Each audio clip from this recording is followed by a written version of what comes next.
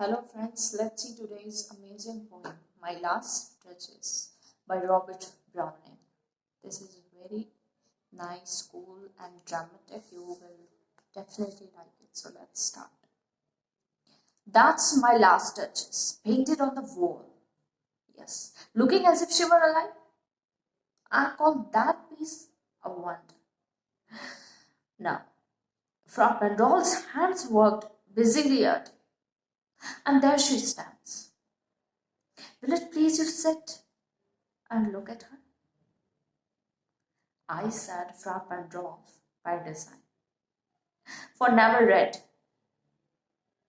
Strangers like you, that pictured countenance, the depth and passion of its earnest glance. But to myself they turned, since none puts by the curtain I have drawn for you. But I, and seemed as they would ask me if they does. How such a glance came there? So now the first are you to ask. Are you to turn and ask this? Sir, it was not her husband's presence only. Call that a spot of joy into the duchess's cheek. Perhaps Sir Pandol chanced to say, her mantle laps over my lady's rest too much, or paint must never hope to reproduce the faint. Half flush that dies along her chart.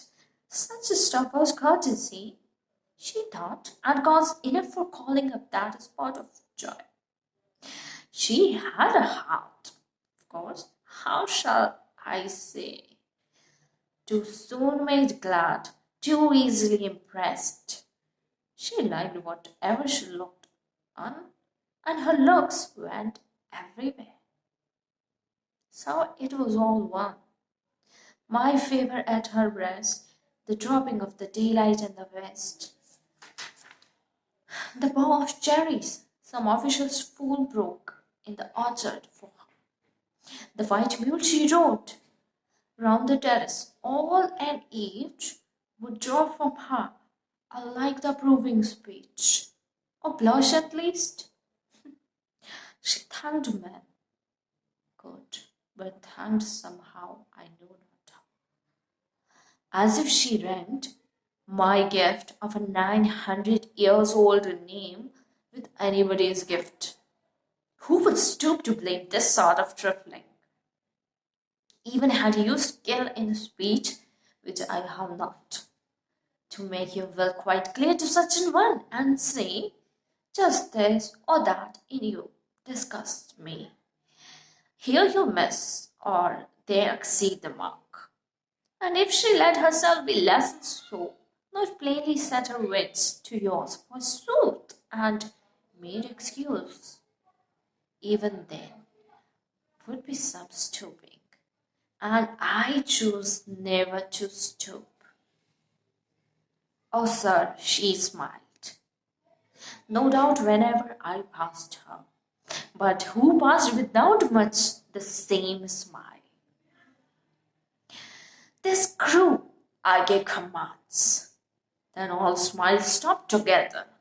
There she stands as if alive. Will it please you rise? We will meet the company below then. I repeat the count your master's known munificence is ample warrant that no just pretense of mine for adorable bit is allowed. Though his fate or the salt as I avowed, at starting is my object. Nay, we will go together down, sir. Notice Neptune, though taming a sea horse, thought aridity, which claws of Inswa cast in bronze. Thank you.